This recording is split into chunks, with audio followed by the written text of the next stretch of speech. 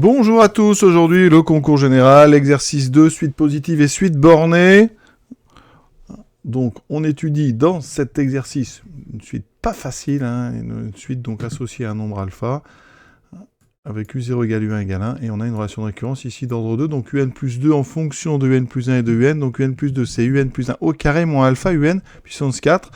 On va étudier deux propriétés, la propriété P, qui est celle où tous les termes de la suite associés à alpha donc, sont strictement positifs, ça sera l'objet de la partie 1, et alpha vérifie la propriété B si la suite est bornée. Voilà, donc on va faire la partie 1, j'avais déjà fait une première vidéo, mais là j'ai essayé d'être un petit peu plus synthétique, parce que finalement, refaisant, on voit que c'est pas si difficile que ça, après c'est toujours facile quand on a déjà fait.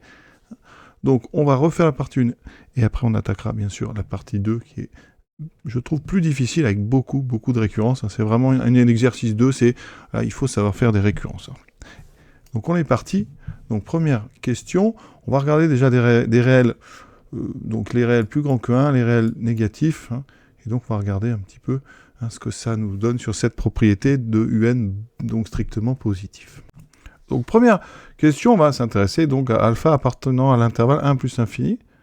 Donc ici, on suppose, dans cette question, donc alpha supérieur à 1. Qu'est-ce qu'on peut dire sur cette propriété P? Alors première chose qu'on peut faire, c'est calculer des termes. Donc vous avez U0 qui est égal à U1 qui vaut 1. Donc combien vaut U2? U2, c'est donc U1 au carré moins alpha U0, puissance 4, ce qui fait 1 moins alpha fois 1, donc 1 moins alpha.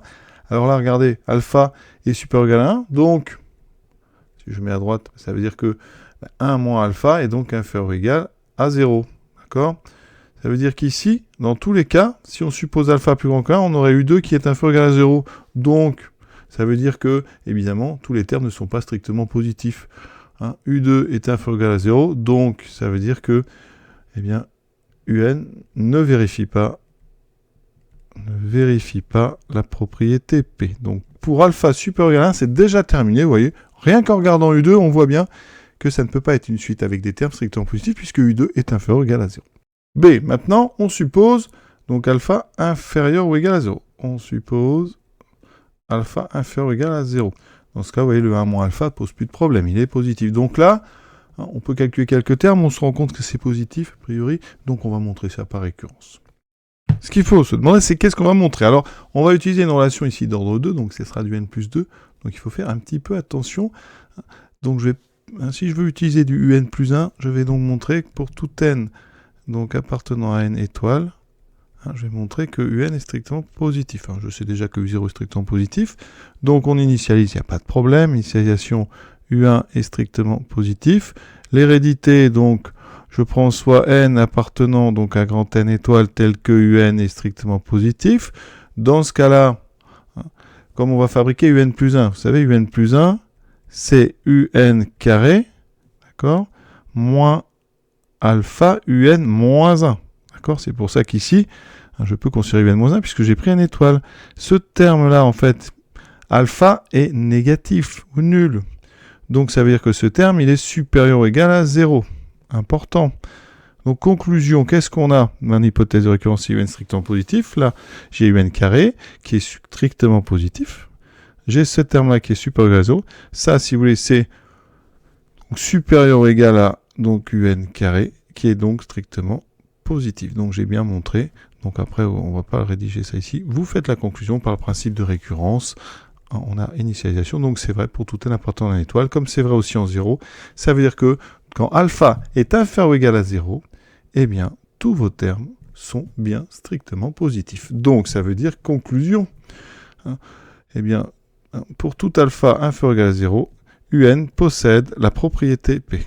Voilà, deux premières questions, ça reste, vous voyez, assez compréhensible et trouvable, on va dire. Deuxième question, maintenant on va s'intéresser bien sûr au réel entre 0 et 1. D'accord, donc on suppose alpha est donc strictement positif et strictement plus petit que 1. Et UN, donc la suite qui est associée. On suppose, donc là important, on suppose que alpha possède la propriété P. Donc ça veut dire qu'on suppose que, eh bien, UN a des termes strictement positifs, donc ça veut dire que pour tout n appartenant à n, on suppose que UN est donc strictement positif. Voilà. première question, montrer qu'on a ici cet encadrement. Hein. Donc, on va encore faire une récurrence.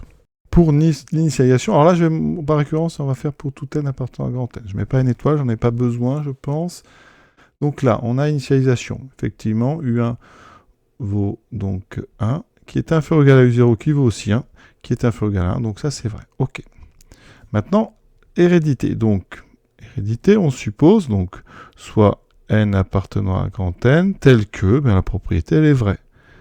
Voilà. Et maintenant, il va falloir montrer que eh bien, c'est vrai au rang d'après. Donc, UN plus 2, vous voyez, est inférieur ou égal à UN plus 1. Le but, c'est ceci. Donc, qu'est-ce qu'on a déjà facilement? UN plus 1, hein. D'après ce qu'on vient d'écrire, on a bien déjà 0 strictement plus petit que UN plus 1, inférieur ou égal à 1. D'accord? Donc, on a presque tout. Il y a juste UN plus 2 à considérer. Alors, et on sait que pour tout n, UN est strictement positif. Pour tout n, UN est strictement positif, donc UN plus 2 aussi. D'accord? Ça, c'est sûr. Ça veut dire qu'on a déjà UN plus 2 strictement positif. Donc, la seule chose à montrer, si vous voulez, c'est ceci. Que UN plus 2 est bien inférieur ou égal à UN plus 1. Alors, on a UN plus 1 qui est inférieur ou égal à 1, donc au carré, et qui est positif. Hein. Donc, au carré, on a bien UN plus 1 au carré qui est bien inférieur ou égal à 1. Ça, c'est intéressant. Ensuite, on va donc enlever. Hein, parce que moins alpha UN, puisque alpha est positif, ça c'est donc négatif, négatif ou nul. Ça veut dire que si j'ajoute ces deux choses-là, hein, ça veut dire donc UN plus 1 au carré moins alpha UN puissance 4, c'est donc inférieur ou égal à 1. Et ça c'est UN plus 2, donc UN plus 2 est bien inférieur ou égal à 1. On a donc déjà UN plus 2 qui est plus petit ou égal à 1. Alors ça c'est pas mal. Par contre on n'a pas encore UN plus 2 plus petit ou égal à UN plus 1. Ici, j'ai peut-être un peu trop majoré. Là, vous voyez, UN plus 1 au carré moins alpha UN puissance 4. Ici, c'est inférieur à 1. C'est aussi, parce que j'enlève quelque chose, c'est aussi inférieur ou égal à UN plus 1 au carré. Donc ça, c'est pas mal. Parce qu'à gauche, j'ai UN plus 2. Ça veut dire que je viens de montrer ici que UN plus 2, donc pas au carré, par UN plus 2, est plus petit ou égal à UN plus 1 au carré. Mais rappelez-vous, on est entre 0 et 1. Alors, si je fais les courbes... donc, la courbe de x carré, c'est une parabole. Hein. Ici, en 1, ça fait 1. Voilà. Et si je trace à droite l'équation y égale, on a ceci. Ça veut dire que sur 0,1, qu'est-ce qu'on a? Sur 0,1, hein, si on est, donc si x est entre 0 et 1, eh bien x carré est plus petit, vous voyez, que x. Alors, si vous voulez garder ceci, voilà, on peut faire ceci. X carré est plus petit que x quand on est entre 0 et 1. Donc ici, puisque UN plus 1, il appartient à 0,1. Donc ça veut dire que UN plus 1 au carré est plus petit que UN plus 1. Et donc je viens de montrer, vous voyez, que UN plus 1, UN plus 2 est plus petit que UN plus 1. Voilà, c'est intéressant. Finalement, pas si compliqué que ça. Donc conclusion, ben vous voyez, on a tout. On a donc ici UN plus 2, donc on avait montré, alors c'est pas la conclusion, ça pardon, c'est dans l'hérédité pour que ça soit bien clair, que tout le monde voit mon hérédité ici. Eh bien, on a montré effectivement tout.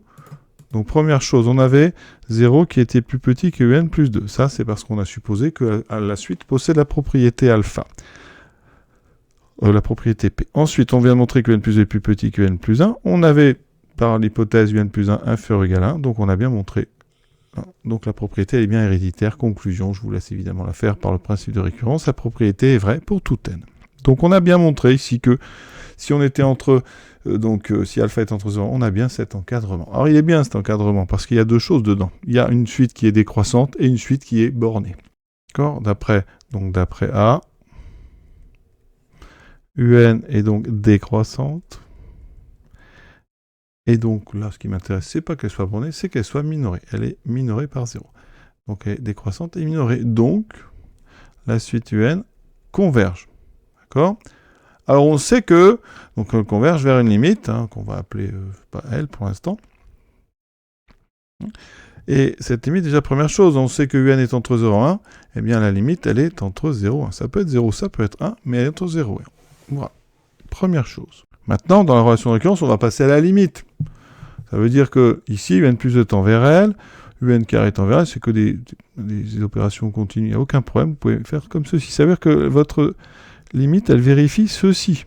D'accord? On cherche donc un nombre entre 0 et 1 qui vérifie cette égalité. Alors, une chose qui est assez simple, Bien, pour éviter de faire une grosse étude de fonction, c'est de remarquer que moins alpha carré L4, c'est négatif ou nul. D'accord? On ne connaît pas L. Donc on va prendre deux cas. Supposons, donc ici, si L égale 0, voilà, vous avez en fait une possibilité, L peut être égale à 0. Donc maintenant, je vais dire, supposons, donc si cette limite est différente de 0. Ça veut dire quoi? Ça veut dire que moins alpha L4, et donc alpha n'est pas égal à 0, L4 non plus, donc ça c'est strictement négatif. Ça veut dire que, d'après cette égalité, ça veut dire que L est donc strictement plus petit que L carré. Je reviens sur mon dessin. Quand on est strictement plus petit que son carré, on est où? Donc ça c'est y égale x2. On n'est pas très joli quand même. Mais voilà, on fait ceci, voilà. Si vous êtes plus petit, donc ça c'est y égale x. Donc ça veut dire qu'il faut que la courbe jaune soit en dessous. Donc vous n'êtes pas entre 0 et 1. D'accord? Ça veut dire que si L était différente de 0, ça voudrait dire que L n'appartiendrait pas à l'intervalle ici, donc 0, 1. D'accord? Fermé. Mais c'est pas possible parce qu'on sait que L, il est dans 0,1, donc c'est absurde. Donc ça veut dire que forcément, la seule limite possible, c'est 0. Vous voyez? Donc c'est très simple finalement à trouver. Question C. Alors, on prend n supérieur ou égal à 0, et xn, c'est un plus 1 sur un carré. Donc déjà, on sait que xn est parfaitement défini, parce que un est strictement positif. On a supposé que eh bien, la suite possédait la propriété P.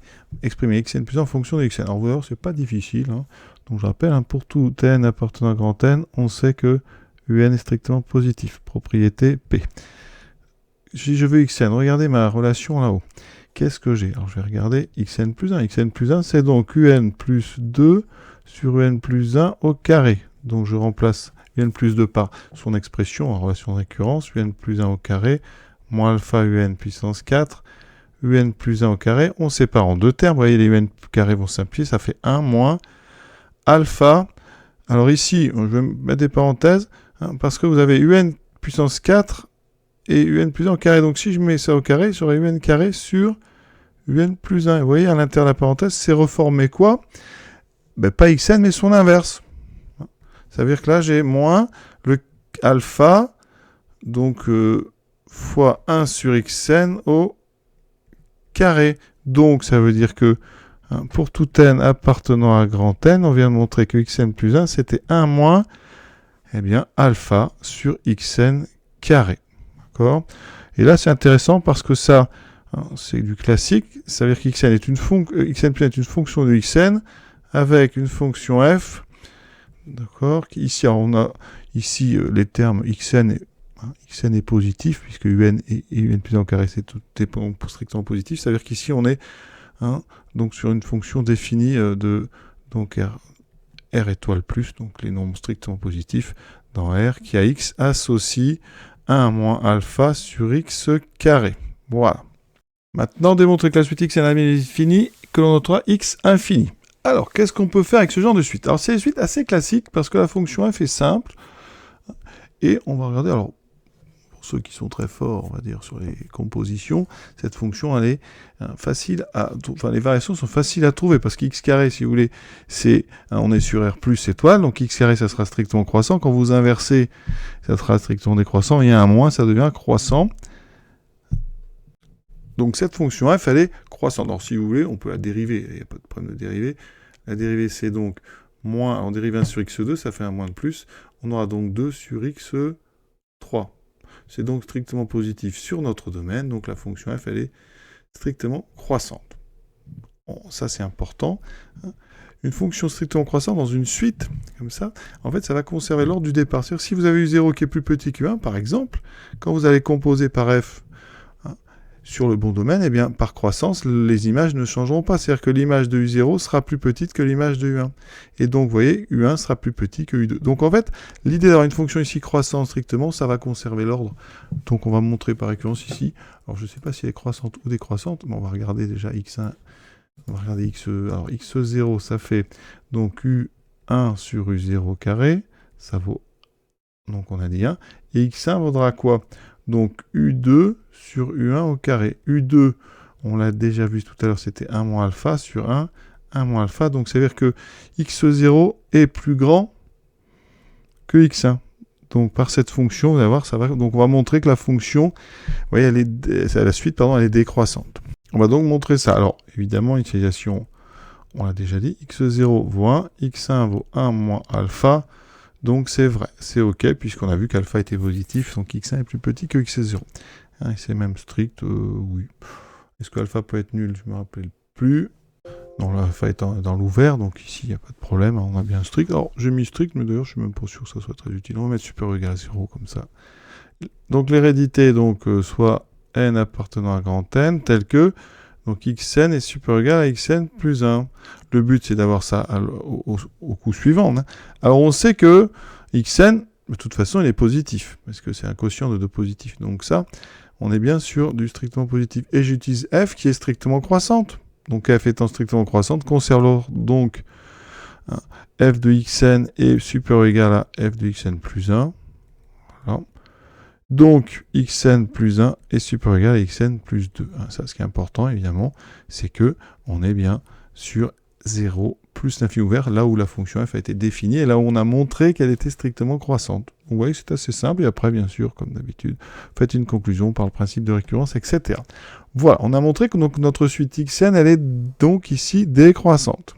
Pour notre suite xn, donc on vient de montrer, elle est décroissante. Xn est donc décroissante. Et pour tout n, on a déjà vérifié, xn est supérieur ou égal à 0. D'accord? Même strictement, mais bon. On se contentera de ça. Donc, on a une suite décroissante minorée. Donc, xn, elle, converge vers une limite L, qui est elle aussi supérieure ou égale à 0. Voilà. Donc, on a bien une limite finie. Comment on va pouvoir estimer cette limite? Alors, on a notre relation de récurrence. On vous demande ici du xn carré, donc on va peut-être tout multiplier par xn. Ça veut dire qu'on a ici xn plus 1 fois xn au carré, qui est égal à xn au carré moins alpha. Vous voyez ici, hein, on va faire tendre n vers plus l'infini.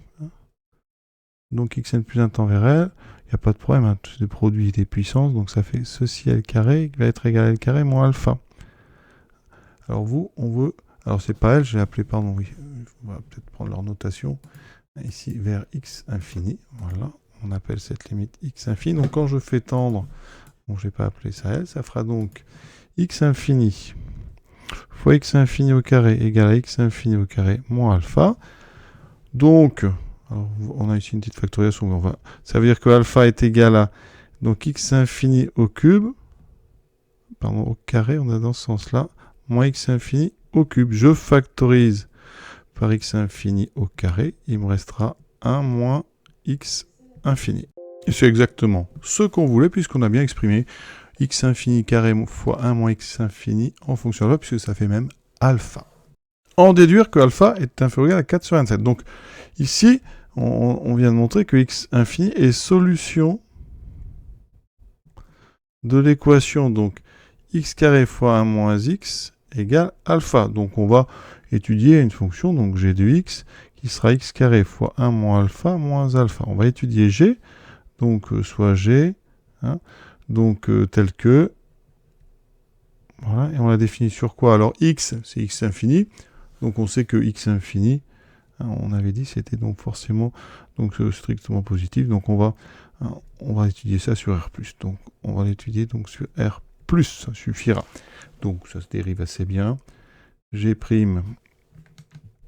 donc c'est x carré, ça fait 2x, moins x cube, donc 3x2, le alpha disparaît, je peux factoriser par x, ça fait 2 moins 3x, donc je vais faire très vite le tableau de variation, voilà, x, et moi il faut, alpha c'est en fait une solution, de g de x égale 0. Donc on est sur 0 plus l'infini, donc en 0 il va se passer quelque chose, et en donc 2 tiers. Voilà. En 2 tiers, donc g' va s'annuler, alors on a un polynôme avec un moins 3x2, donc c'est moins plus moins le signe, donc on est comme ceci. Ça veut dire que notre fonction, donc g de x en fonction de x, ça sera donc croissant, décroissant. Et on a un sommet ici en 2 tiers, donc on va regarder ça très vite. Alors en 0, donc g de 0, ça fait combien? Ben, ça fait moins alpha, donc c'est négatif.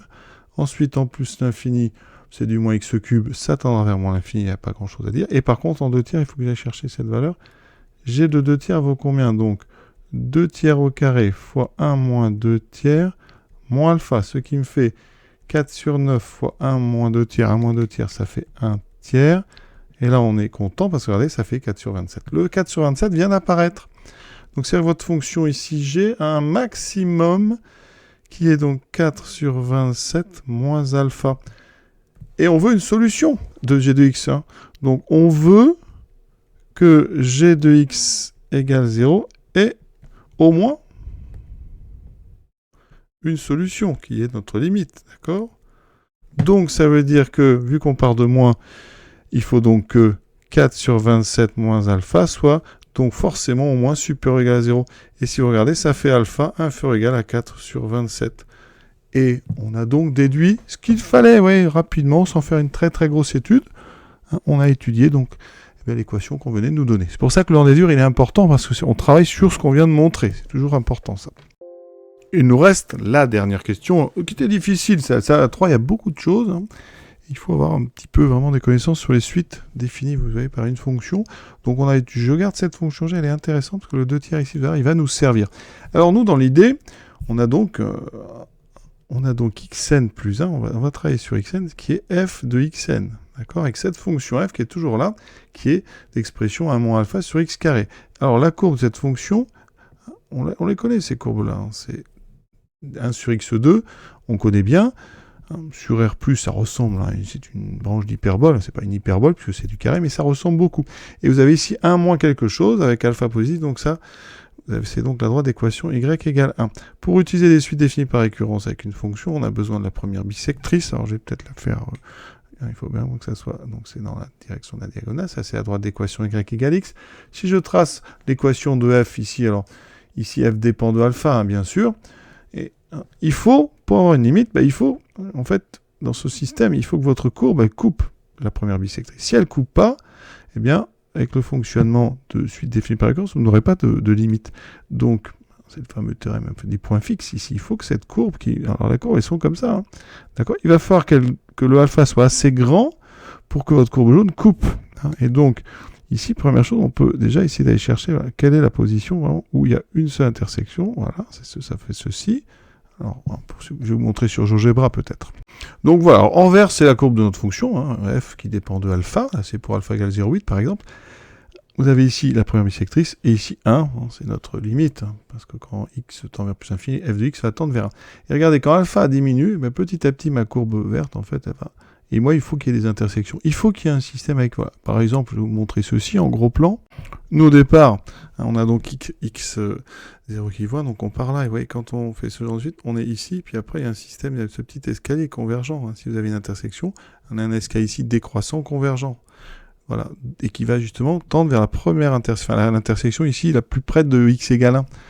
Donc c'est pour ça qu'on va les regarder maintenant. Vous voyez, ici, je vais regarder. On va essayer de trouver la valeur de alpha un plus petite, en fait, pour qu'on ait vraiment qu'une seule intersection. Donc, si je diminue, vous voyez pas, ça marche pas trop. Ah oui, il faut que je mette un pas un peu plus petit. Donc, ici, un incrément de 0,01. Bon, je suis pas sûr que ça soit assez précis, mais je crois qu'on peut faire un peu mieux que 0,01.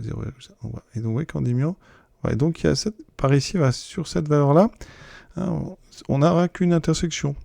Alors, combien ça vaut 4 sur 27? C'est ça, 4 sur 27, ça vaut combien? Ça vaut 0,15. Donc, effectivement, vous voyez, pour 4 sur 27, on a vraiment la courbette qui est tangente à la première bisectrice. Donc, et vous avez une intersection, ce qui fait qu'en termes de calcul de limites, enfin de visualisation graphique des limites, ça va donner ceci. Donc, au départ, on a vu que x, il a suite xn, donc son x0 vaut 1.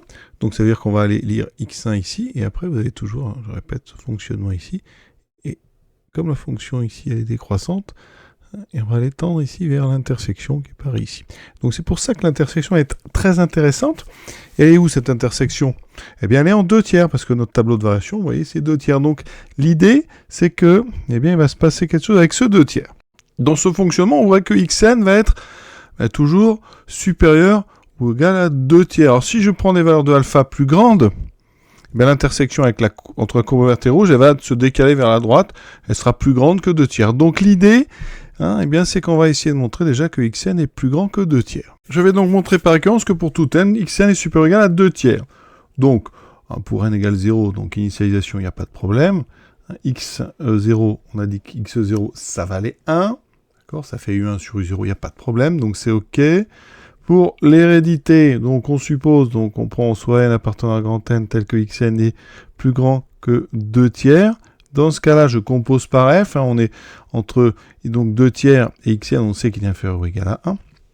D'accord, on a une suite décroissante, donc ça veut dire qu'ici je compose, donc hein, je vais avoir f de 1, plus grand ou égal à f de xn, la f est croissante, je le répète, plus grand que f de 2 tiers, oui.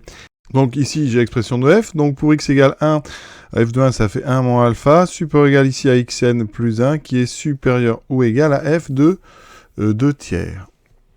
Donc f de 2 tiers, 1 moins alpha sur 4 neuvièmes. Donc ça veut dire qu'on vient de montrer que xn plus 1 est supérieur ou égal à 1 moins 9 quarts de alpha. Donc maintenant, regardez, si je suppose, hein, donc supposons alpha plus petit que 4 sur 27, c'est-à-dire que 9 quarts de alpha est donc plus petit que 9 sur 27, qui fait donc 1 tiers, je multiplie par moins 1, moins 9 quarts de alpha est donc plus grand que moins 1 tiers, je rajoute 1, 1 moins 9 quarts de alpha est donc supérieur ou égal à 1 moins 1 tiers, ça fait 2 tiers. Donc ici, en supposant que alpha est inférieur ou égal à 4 sur 27, eh bien on va pouvoir ici avoir ici donc supérieur ou égal à 2 tiers, et donc la propriété, conclusion, elle est vraie pour tout n. D'accord ? Donc on a bien montré ici que, à condition d'avoir alpha, donc si alpha est inférieur à 4 sur 27, eh bien on a xn pour tout n appartenant à grand n, xn est supérieur ou égal à 2 tiers. On avance. On vient donc de montrer que si alpha, donc on était entre 0 et 1, est strictement positif et inférieur ou égal à 4 sur 27, alors xn est entre 2 tiers et 1.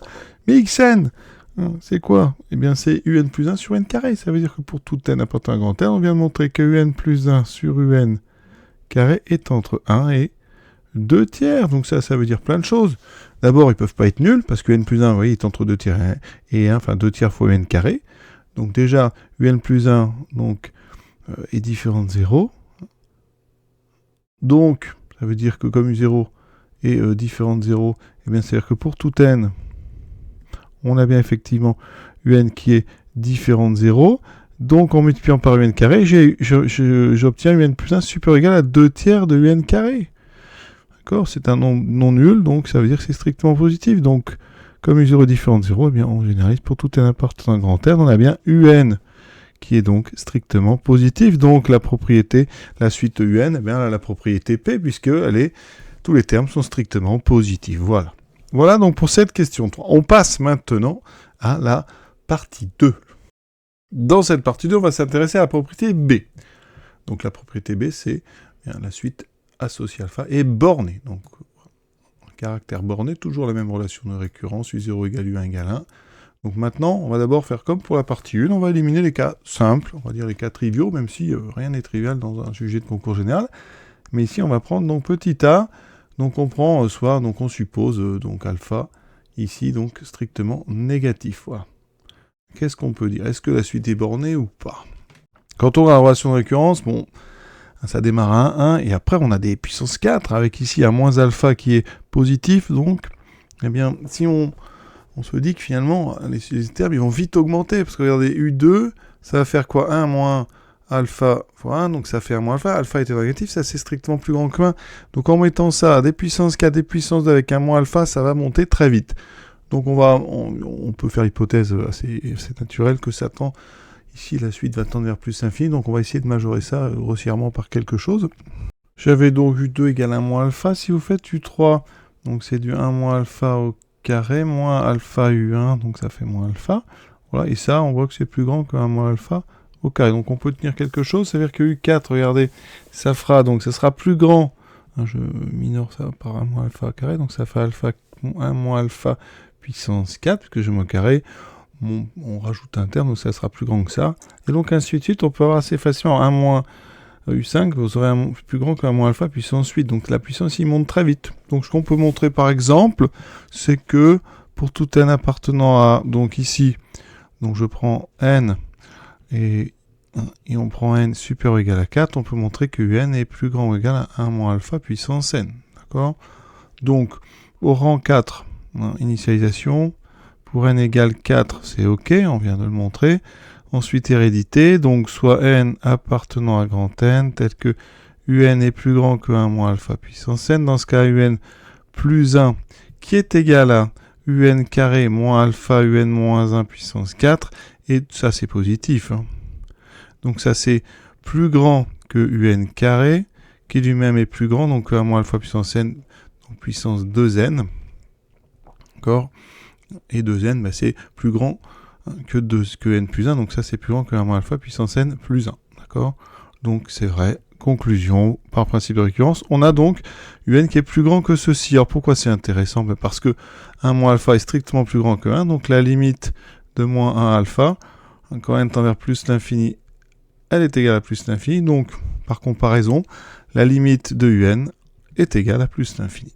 Et donc on a forcément, elle n'est pas bornée, hein, sa limite est l'infini, donc elle n'est pas bornée, on a terminé ce premier cas. Pour le B, donc on prend alpha entre 0 et 1, on a toujours eu 0 égale U1 égale 1. U2, c'est 1 moins alpha. Donc là, on est plus petit que 1. On est entre 0 et 1. U3, ça va faire quoi? Donc 1 moins alpha au carré. Donc ça, c'est entre 0 et 1. Moins alpha fois donc 1. Donc ça, mais qu'est-ce que ça me donne? 1 moins 2 alpha plus alpha carré moins alpha. Voilà. Est-ce qu'on peut avoir quelque chose entre 0 et 1? Est-ce que ça peut être négatif? Je ne sais pas. On va regarder. Hein. Donc, l'hypothèse, c'est que c'est un tout petit nombre, hein, vraiment. Donc, on va montrer, on veut que ça soit borné, on va pas prendre de risque. Donc, on va montrer que, montrons que, donc par récurrence, pour tout n appartenant à grand N, on va peut-être montrer que c'est entre 1 et moins 1. On a des tout petits nombres, donc on va regarder ça. Donc, initialisation, bah, U0, c'est bon, ok, il est égal à 1. Ensuite, hérédité, donc, soit n appartenant à grand N, tel que, donc, un est entre moins 1 et 1. On va regarder maintenant donc un plus 1. Alors un plus 1, on le répète, hein, c'est un au carré moins alpha un moins 1 au carré. Alors ici, hein, qu'est-ce qu'on peut dire là-dessus? Le problème, c'est qu'on n'a rien sur n moins 1 parce qu'on a fait une récurrence ici juste simple. Donc il faut faire une récurrence un petit peu améliorée. Alors ça pourrait être ce qu'on appelle une récurrence double. On va rester sur une récurrence simple. Voilà, notre hypothèse, on va l'améliorer un petit peu. Voilà, vous allez voir, ça peut être pratique dans le cas de suite d'ordre 2. Donc ici, mon hypothèse, ça va être ça, et un plus 1 entre moins 1 et 1. Voilà, et on va montrer ça. En fait, deux choses, un rang et au rang suivant. Comme ça, on va pouvoir utiliser deux rangs en même temps. Donc, initialisation, eh bien, ça veut dire qu'il faut montrer deux choses. Hein. U0 égale U1 égale 1, donc effectivement, les deux sont bons. Ok. L'hérédité, donc soit n appartenant à grand N, tel que... Donc, un est entre moins 1 et 1, et en même temps, un plus 1 est entre moins 1 et 1. Voilà. Qu'est-ce qui se passe au rang suivant? Donc, il me faut, alors déjà, au rang suivant, le but, regardez, le but, il est original. Parce que vous devez montrer deux choses, mais il y en a une qui est déjà dans l'hypothèse. On doit montrer, donc, ceci. Donc, ça, c'est l'hypothèse. Donc, c'est bon. Par contre, l'autre chose, c'est un plus 2. Donc, ça, en fait, on n'a qu'un seul truc à montrer, c'est un plus 2. Mais on va pouvoir se servir de un et de un plus 1. C'est-à-dire les deux hypothèses ici de récurrence. Donc je reviens sur mon un plus 2, qui est en fait donc un plus 1 au carré, moins alpha un puissance 4. On a deux choses, donc on va pouvoir les encadrer. Alors, un plus 1, enfin un carré, il est entre donc 0 et 1. D'accord. Mon un puissance 4, donc c'est pareil, un puissance 4 est entre 0 et 1. Je multiplie par moins alpha, qui est négatif, donc ça veut dire que il va avoir une petite inversion, moins alpha un puissance 4, et sera donc plus grand que moins alpha et plus petit que 0. Donc je l'écris, moins alpha un puissance 4 est donc entre 0 et moins alpha. Quand j'ajoute ces deux choses-là, je forme donc un plus 2, qui sera donc inférieur ou égal à 1, et ici, supérieur ou égal à moins alpha. Et comme alpha est entre 0 et 1, ben, là, on est supérieur ou égal à moins 1. Donc on a bien... donc il n'y a plus qu'à faire la conclusion, comme d'habitude, hein, évidemment, par principe de récurrence. C'est vrai, donc on a bien montré que un est toujours entre moins 1, donc, eh bien, c'est bon. Ça veut dire que pour tout alpha appartenant à 0,1, un possède la propriété P. B, pardon, ici, la propriété B, c'est-à-dire que tous ces termes sont bornés, enfin tous les termes sont bornés. Bah, c'est une suite bornée, super, jusque-là. on va dire que ça va, ça reste accessible, mais il faut quand même déjà faire des hypothèses, vous voyez, faire une récurrence un petit peu plus compliquée que d'habitude, avec une hypothèse sur 2 termes, qu'on pourrait appeler une récurrence d'ordre 2, mais qui reste de toute façon une récurrence classique. Donc maintenant, on continue. On a donc, ici, on s'est occupé des réels strictement négatifs, des réels entre 0 et 1. Maintenant, évidemment, la suite du sujet, ça va être quand alpha est strictement plus grand que 1. Là, on prend alpha, donc strictement plus grand que 2. Petit à petit, vous voyez, on réduit. Donc un est la suite qui est associée. Pour tout n positif, on va introduire une nouvelle suite, donc suite des Vn, avec Vn qui est le plus grand. Donc le max des valeurs absolues des termes de U0 jusqu'à Un. Il va montrer donc ici, pour tout entier supérieur à 1, que Vn c'est soit la valeur absolue de n-1, soit la valeur absolue de Un. Je vous propose un raisonnement par récurrence. Donc ici, on va initialisation. Donc pour n égale à 1, alors U, donc Un-1, ça fait U0, ça vaut 1. Et Un est égal à U1 est égal à 1. Donc effectivement, les deux valeurs absolues sont égales. Donc, hein, ça veut dire qu'ici, si je fais le max donc, de ces ensembles, c'est le max de valeur absolue de U0, valeur absolue de U1. C'est donc égal au max de 1, 1. C'est donc égal à 1. D'accord? Donc, effectivement, hein, on obtient bien soit valeur absolue de U0, soit valeur absolue de U1. Donc c'est évident. Maintenant, hérédité. Donc on suppose que notre max est bien dans l'ensemble des deux valeurs absolues de Un-1 et de Un. Maintenant, qu'est-ce qu'il faut montrer? Donc le but, c'est toujours important, c'est que si on rajoute, hein, donc le but ici, c'est que si on rajoute donc un terme, le max donc jusqu'à Un moins plus 1, et bien ça doit donc appartenir à valeur absolue de Un, valeur absolue de Un plus 1. La première chose, c'est que le max de U0 jusqu'à Un plus 1, forcément, c'est le max donc de U0, c'est le max en fait de, alors on va regarder, c'est le max donc de U0 jusqu'à Un, voilà, le plus grand de cela, avec potentiellement celui qu'on a rajouté. Donc ici c'est jusqu'à Un, et là on a Un plus 1. Voilà, ça veut dire qu'ici, on obtient déjà bien le max de, eh bien, Un moins 1, Un, en valeur absolue, Un plus 1. Voilà, il faut juste, en fait, se débarrasser du N moins 1.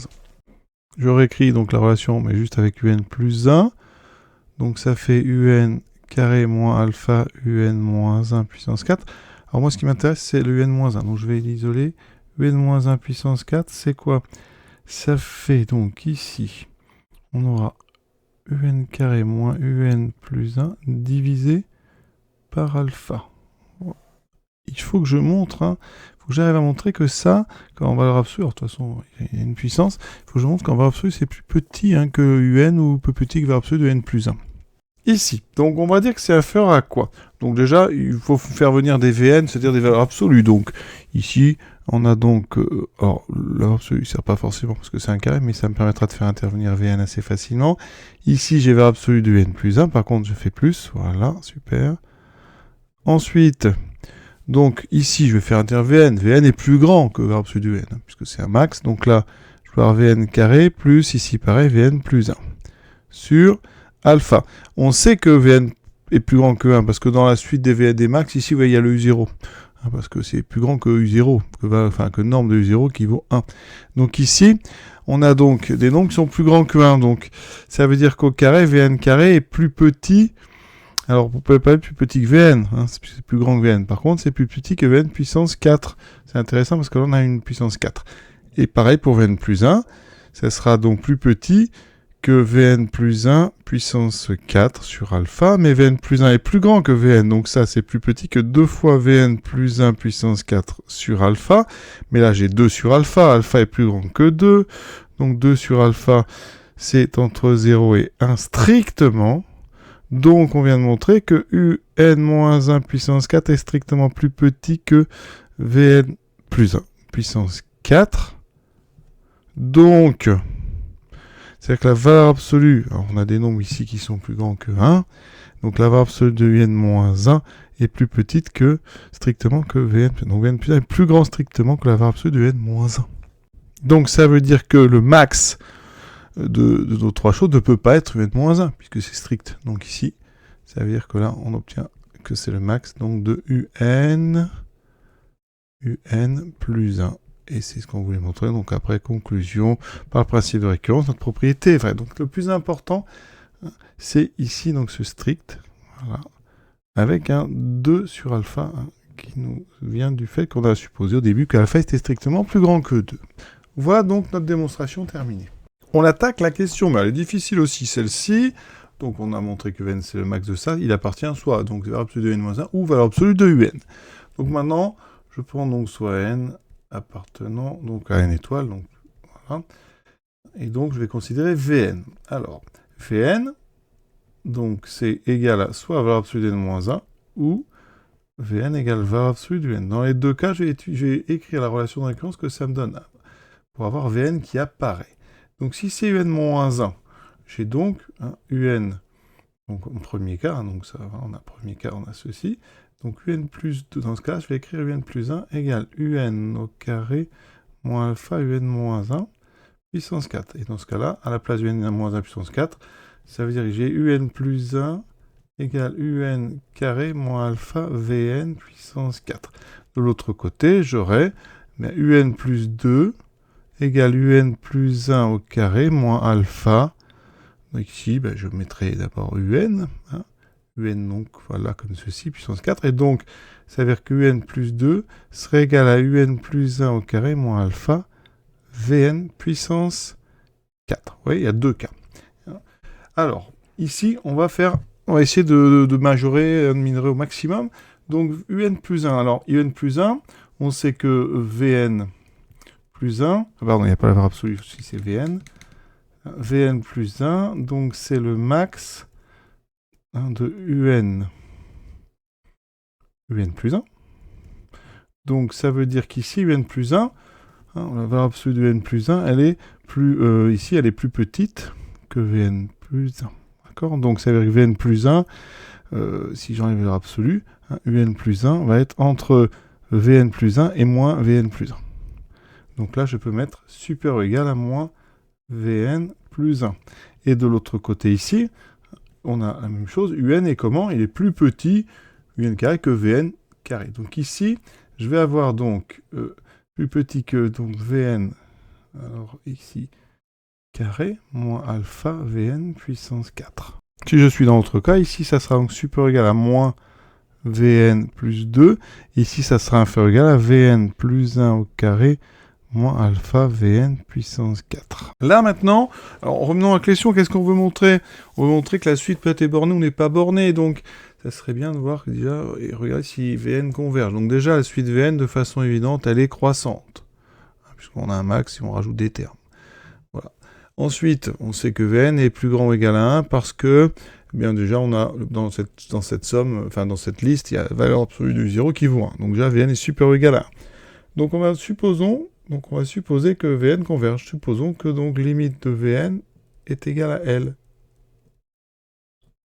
Et L est donc un nombre forcément entier réel supérieur ou égal à 1. Dans nos inégalités ici, on va passer à la limite. Donc là, j'ai moins L plus petit que L carré moins alpha L4.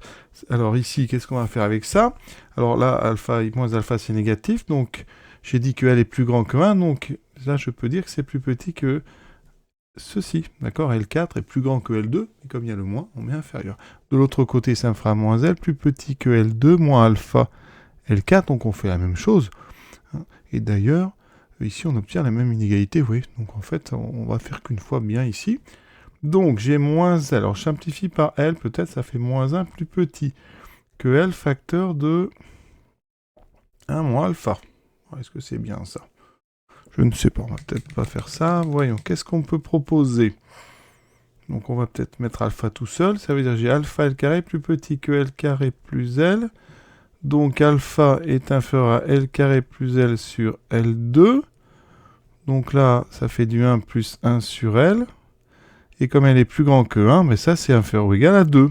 Ah bah oui, c'est impossible parce que, or, on sait que alpha est strictement plus grand que 2, donc c'est absurde. Voilà, donc dans les deux cas, on arrive sur une absurdité, donc ma supposition, elle est fausse, donc ça veut dire que Vn diverge. Elle n'a pas de limite finie, elle est croissante, donc ça veut dire que la limite de Vn quand n tend à plus 1, c'est plus l'infini.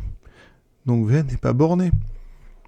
Et comme Vn, vous voyez, c'est le max des termes, des valeurs absolues des termes de la suite, ça veut dire que la suite, eh bien, Un, elle ne peut pas non plus être bornée. Si vous voulez, pour tout m appartenant à un grand R, vous pouvez trouver un rang à partir duquel Vn0 est plus grand que m, puisqu'elle tend à plus infini. Et dans Vn0, ben, c'est une liste de valeurs absolues du n, donc dans cette liste, il y en a une qui est supérieure ou égale à m. Voilà. Donc pour toute valeur grand m appartenant à un grand R, vous pouvez trouver ici un rang, ici, tel que un1, pardon, est plus grand que m. Il y a une valeur, voilà, il y a un terme qui est plus grand en valeur absolue que m, et donc ça veut dire que son suite, eh bien, elle n'est pas bornée. Question donc 6a, donc là on est sur alpha entre 9 septièmes et 2. Alors on a deux gros polynômes, c'est une question très calculatoire, on va faire ça, mais c'est pas facile ça à faire quand même en temps réel sans se tromper. Ça me donne quoi? Donc ici, alors en alpha, on va aller vite, j'ai alpha 4, donc j'en ai moins 8 alpha 4. Ensuite, d alpha 3, j'en ai combien? Donc j'en ai deux fois ici, deux fois celui-ci, donc ça fait 16. Et ils viendront donc de plus 116, ce qui me fera, vous voyez, 132. Ensuite, les alpha carrés, donc j'en vais en avoir moins 116 fois 2, donc ça fait moins 232. Et ensuite, des alpha carrés, ils vont venir d'où? Donc du alpha fois celui-ci, donc moins 494. Ensuite, les alpha, j'en ai combien? Donc 2 fois 494. Et ensuite, des alpha, j'ai celui-ci, donc plus 441. Et ensuite, j'ai le 2 fois moins 441, c'est moins 882. Ce qui me donne, vous voyez, moins 8 alpha 4. Ensuite, ce qui me fait plus 132 alpha 3. Moins, donc ici, ça me fait 726. 726 alpha 2. Alors là, c'est un peu plus loin à calculer. Donc 2 fois 494. On va additionner tout ça, ça ira plus vite, ce qui me fait 9, 18 et 4, 22, et 16 et 2, 18, c'est ça, non, 12 et 2, pardon, 14, 1429, plus 1429 fixe, moins 882. Voilà, on a déjà fait, en fait, cette partie-là. Voilà, maintenant, il va falloir que je développe ceci. Alors, on va se débrouiller avec ce 7 au cube, là, vous allez voir. Voilà, je remplace, donc je viens de l'écrire, j'ai remplacé x ici par 11 moins 2 alpha sur 7, ça donne exactement ça. Alors on a des 7 au cube, donc ce qu'on va faire, on va multiplier ici par 7 au cube.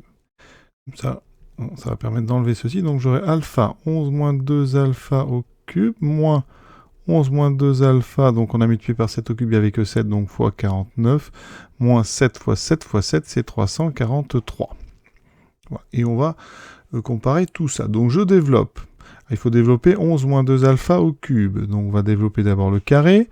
11 au carré, 121, moins de 22 fois 2, 44 alpha, plus 4 alpha carré, et on multipliera ça par 11 moins 2 alpha. Ici, on a 49 fois 11, d'accord? Ça fait donc 9, 4, 13, donc 539, plus 2 alpha fois 49, donc plus 98. Alpha moins 343.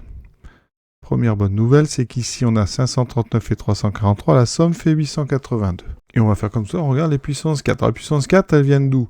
Alors est-ce que je développe peut-être avant? Oui, on va peut-être faire ça. Ça va nous gagner du temps. 121, 44 alpha plus 4 alpha carré, 11 alpha moins 2 alpha carré, plus 98 alpha moins 882. Ça c'est parfait. Alors on développe les alpha 4. Ils viennent de là, donc j'en ai bien moins 8. Super, ça commence très bien. Ensuite les alpha 3. Donc des alpha 3, ils viennent d'où? D'abord du alpha 2 fois 11, hein, donc 44. On a aussi 44 fois 2, donc plus 88. 84 et 88, ça fait bien 132, c'est super. Alpha 2, donc j'en ai d'où? Des alpha 2, j'ai 111 fois 2, donc moins 242. Ensuite, j'ai 44 fois 11. 44 fois 11, ça fait 484. 484 et 242, ça fait bien 726. Ça, c'est super, on est bon. Il me reste juste ce 1429. Alors, il vient d'où? Donc, 121 fois 11. Donc, il va falloir calculer 121 fois 11. Ça, c'est 1331. Oui, c'est 11 au cube. Donc, ça fait plus... Donc, alors, d alpha, donc 1331. Alors, il ne faut pas en oublier. Donc, il n'y en a pas d'autres. Par contre, j'en ai ici 98. Oui, il y en aura donc plus 98. Et ça donne, est-ce que ça donne 1429? Eh bien oui, c'est parfait. Et donc voilà. Donc effectivement, on vient de montrer que 7 au cube fois P de 11 moins 2 alpha sur 7 est égal à 2 moins alpha Q de alpha. Donc en divisant par 7 au cube, P de 11 moins 2 alpha sur 7 est bien égal à 2 moins alpha Q de alpha sur 7 au cube. Étudiez maintenant les variations. Alors P de x, c'est alpha x3 moins x moins 1. Donc on dérive, il n'y a pas de... C'est des polynômes. Là. Donc 3 alpha x2 moins 1. Et on est sur intervalle 1 plus l'infini. Donc là, je factorise par 3 alpha, ce qui me fera x carré moins 1 sur 3 alpha. Ici, on a deux racines qui sont plus ou moins racines de 1 sur 3 alpha. D'accord. Alors alpha est plus grand donc, que 9 septièmes. Ne bougez pas, on va l'encadrer. Il faut que je trouve 1 sur 3 alpha. Alpha est entre 9 septièmes et 2. Donc 3 alpha est entre 6 et 27 sur 7. Donc si je prends la racine, alors si j'inverse peut-être, 1 sur 3 alpha est donc entre 1 sixième et 7 sur 27. Donc si je prends la racine carrée, elle est plus petite que 1. Donc c'est bon, les deux racines en fait sont plus petites que 1. Donc comme on a 3 alpha qui est positif, ça veut dire qu'on a, après 1, on a donc une dérivée qui est toujours positive. Voilà. Et donc P de x est strictement croissant sur l'intervalle 1 plus l'infini. Ensuite, on nous demande donc Q. Alors Q de x, c'est encore un polynôme, donc on dérive. Donc 8x cube moins 116x2 plus 494x moins 441, je dérive. Q', donc ça fait 24x2 moins 232x plus 494. Je factorise par 2, je calcule ensuite delta, je trouve donc 116 au carré moins 4 fois 12 fois 247 qui fait 1600. Delta est égal à 1600, c'est un carré, donc c'est 40 au carré, donc j'ai deux racines. Moins b, donc 116 moins 40 sur 2a sur 24. 116 moins 40, ça fait 76 sur 24. On simplifie par 2, donc 38 sur 12, 19 sur 6. x2, 16 plus 40 sur 24. Ça fait 156 sur 24. Je divise par 2. Donc ça fait 78 sur 12. Encore par 2, 39 sur 6. Par 3, 13 sur 2. Voilà. Et donc les deux sont plus grandes. Voilà. On est entre, donc alpha est entre 9 septièmes et 2. Ce qui m'intéresse, c'est quoi? C'est les valeurs. On est sur intervalle, 1, 2. Je n'avais pas tout lu. Donc on doit être sur intervalle 1, 2. Donc nous, ce qu'on remarque, c'est que nos deux racines, elles sont plus grandes que 2. Ça veut dire que comme pour P, il ne va pas y avoir grand-chose dans ce... Donc on est de 1 à 2. Et donc ici, Q' sera toujours donc négatif. Donc Q est strictement décroissant. Vous voyez, on est avant les deux racines. Non, pardon, j'ai dit des bêtises. On est avant les deux racines. Donc on est sur la zone plus 0, moins plus. Donc on est sur le plus. Donc on est sur une fonction strictement croissante aussi. Donc les deux sont strictement croissantes. Ensuite, quel est le signe de Q de alpha? Alors on refait ce qu'on a fait. Donc on a dit... On est donc sur alpha, il est entre 1 et 2. Donc sur 1 et 2, on a donc Q de x qui est strictement croissant. Alors on va regarder les images. Q de 1 vaut combien? Donc ça fait 8 moins 116 plus 494 moins 441, c'est strictement négatif. Et ensuite Q de 2, donc on a 8 fois 8, moins 116 fois 4, plus 494 fois 2, moins 441. Alors ça semble positif. Alors nous, on va regarder par rapport à ce 9 septième. Donc on va regarder 9 septième. Donc il faut regarder Q de 9 sur 7. Donc il faut aller faire ça. 8 fois donc 9 sur 7 au cube, moins 116 fois 9 sur 7 au carré, plus 494 fois 9 sur 7, moins 441. Ça donne, donc on va tout mettre sur 7 au cube, allez, soyons fous. Donc j'ai 8 fois 9 au cube, moins 116 fois 9 au carré fois 7, plus 494 fois 9 fois 7 au carré, moins 441 fois 7 au cube. Et quand on calcule, je vous le dis, ça donne un nombre qui est positif. Ça veut dire qu'ici, on est sur du positif. Donc là, sur donc 9 sur 7, 2.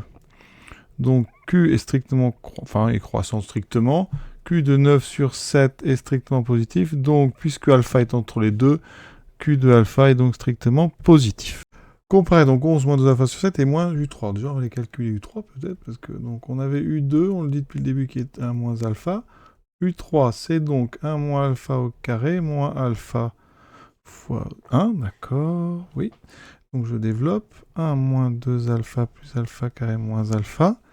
Ce qui me donne donc pour U3, hein, donc ici il y a des petites soustractions, j'ai peut-être oublié un détail, pardon. Alpha, non c'est bon. Donc ça me fait quoi? 1 moins 3 alpha plus alpha carré. On va donc comparer les deux. Alors pour comparer, on va peut-être regarder la différence. Voilà, si je fais ça, plus, donc, enfin moins U3, d'accord. 3. Donc ça me donnera quoi? 11 moins 2 alpha sur 7, moins, donc ça fera plus U3, plus 1 moins 3 alpha plus alpha carré. Donc j'obtiens quoi? Je mets tout sur 7, donc 1 septième. J'aurai donc ici, on va tout de suite le faire, ça gagnera du temps. Donc je mets tout sur 7, 7, 21 et 7. Donc j'ai 7 alpha carré. Ensuite, moins 21, moins 2, moins 23 alpha. 7 et 11, 18 plus 18. Voilà, le tout sur 7. Alors ici, on a un trinôme, donc delta.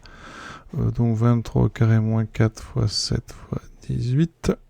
Ça fait donc ça 529. Donc 28 fois 18, 64, je retiens 6, 2 fois 8, 16, 22 et 28, 4, 0, 504, moins 504. Ça fait 25, ça tombe juste, donc j'ai deux racines.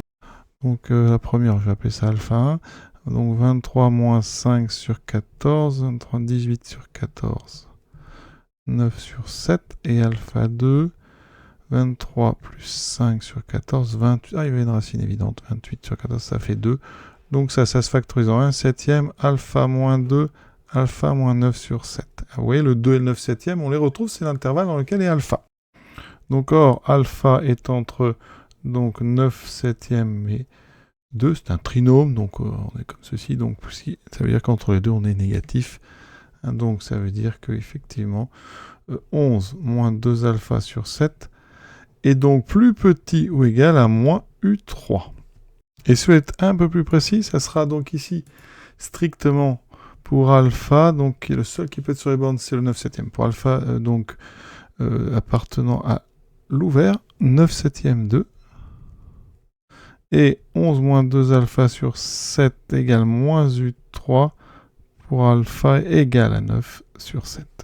Alors, comment va-t-on faire cette question? Alors, l'idée, c'est vraiment de regrouper tout ce qu'on a. On a fait plein de choses. On a classé 11 moins 2 alpha et 7 et moins U3, donc ça, on va forcément l'utiliser. On nous avait fait étudier donc là, les variations de P, donc ça, je pense qu'il va falloir s'en servir. Et c'est sur 1 plus l'infini. Donc déjà, est-ce que notre 11 moins 2 alpha sur 7, il est dedans? Donc, regardons ça. 11 moins 2 alpha sur 7. Est-ce que c'est donc supérieur ou égal à 1? Donc, je résous, je multiplie par 7. 11 moins 2 alpha plus grand que 7. Donc, moins 2 alpha plus grand que moins 4. Je multiplie, je divise tout par moins 2. Alpha 5 inférieur ou égal à 2. Donc, ça, c'est parfait. D'accord? Donc, nous, ça veut dire qu'ici, j'ai encore mieux. Si je pars de strict, ici, donc j'arriverai à alpha strictement plus petit que 2. Donc, ici, on a alpha est strictement plus petit que 2. Donc, 11 moins 2 alpha est bien strictement plus grand qu'un. Donc, je pourrais utiliser les variations de P en utilisant alpha. Ensuite, moins U3 est plus grand, hein, puisque que ça, donc, et effectivement, moins U3 est bien plus grand que 1. Donc, voilà, on va pouvoir utiliser ceci avec P, ça veut dire que P de 11 moins 2 alpha sur 7, eh bien, j'utilise une fonction strictement croissante, c'est strictement plus petit que P moins U3. Voilà, on avance petit à petit. Alors, on va utiliser aussi ça, hein, P de 11 moins 2 alpha sur 7, c'était 2 moins alpha Q alpha sur 7 au cube. Alors, on a montré quoi? Déjà, alors, alpha, il est plus petit que 2. Donc, 2 moins alpha, c'est strictement positif. Q de alpha, on l'a montré, c'est strictement positif. Donc, avec tout ça, vous voyez qu'on ça commence à se mettre en place tout ce qu'on a fait. P de 11 moins 2 alpha sur 7 est donc strictement positif. Et maintenant que j'avais classé les deux, la conséquence, c'est que P de moins U3 est donc strictement positif. On réutilise l'expression de P, ça veut dire que alpha moins U3 au cube moins U3 moins 1 est strictement positif. Donc j'enlève cette parenthèse. moins alpha U3 au cube plus U3 moins 1 est strictement positif. On se rappelle que 11 moins 2 alpha sur 7 est entre 1 et moins U3, donc U3 est plus petit que moins 1, donc il est strictement négatif. Qu'est-ce qu'on peut faire avec ça? Je ne sais pas pour l'instant. Si on veut du U4, qu'est-ce qu'on peut faire? Donc U4, c'est U3 carré moins alpha de puissance 4, d'accord? Donc ici, on n'a pas de U carré, donc on peut peut-être multiplier par U3. Donc si je multiplie par U3, donc attention, c'est négatif, donc ça va changer le sens. Donc alpha U3 puissance 4 plus U3 au carré moins U3 est donc strictement négatif. Donc, alors je vais tout mettre de l'autre côté. Alpha U3 puissance 4 moins U3 au carré plus U3 est donc positif strictement. Qu'est-ce qu'on peut faire avec ça? Alors, rapidement, regardez, U1 égale U0 égale 1. U2 c'est 1 moins alpha. Comme alpha est entre 9 septièmes et 2, si je fais 1 moins alpha, je serai entre quoi et quoi? Donc ici moins 1.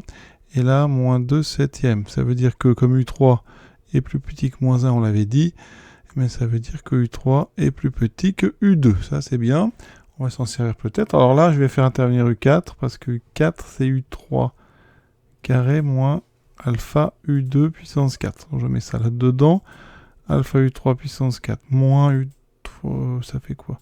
Moins U3, ça fait donc du moins U4 moins alpha U2 puissance 4 plus U3 positif. Donc, ça veut dire que U3 est plus grand que U4.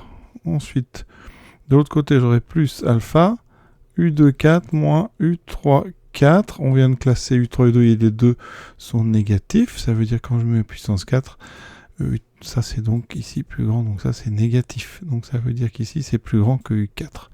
Donc on vient de montrer que U3 était plus grand que U4. Voilà. Je viens de montrer donc que U3 est plus grand que U4. Et en même temps on savait que U3 était plus petit que moins 1.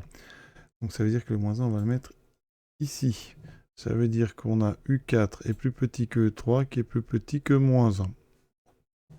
Voilà, et pour l'instant, eh bien, je n'ai pas la suite, donc on va s'arrêter là. Je compléterai ça dans quelques temps. Voilà, si j'arrive à faire la suite. Voilà, je vous souhaite une bonne fin de journée. Si vous avez des idées, n'hésitez pas évidemment à les envoyer, pour que tout le monde comme ça puisse avoir une correction de ce concours général. À très bientôt.